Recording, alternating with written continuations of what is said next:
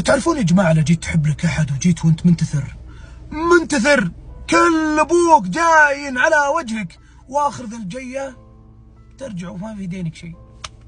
ولا والبلا لا صار يعني الشعور متبادل بين الطرفين، لكن الحظ عجز يقوم في ذا الحب.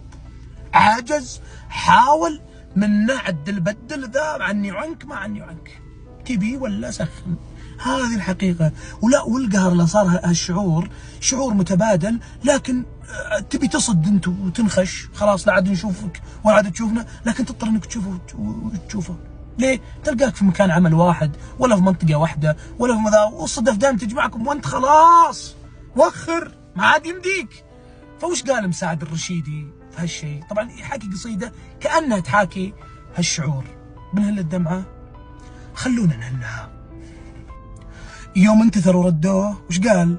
قال آخر عباراتي وداع، واخر مشاويري رحيل، جيتك وبي لفح الظما وقفيت وكبدي ناشفة. أصعب كلام، أصعب خبر صرخة عقب صمت طويل، مثل الهدوء اللي سبق لحظة هبوب العاصفة. وانتي بمتناول يدي تبدين مثل المستحيل، في عشرتك صوت العقل يقتل طموح العاطفة.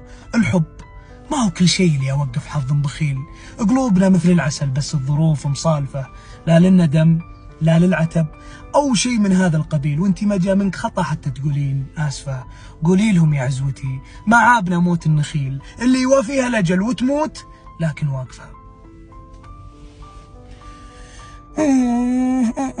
يوافيها الأجل وتموت، بس إيش ما يهزك ريح لتصد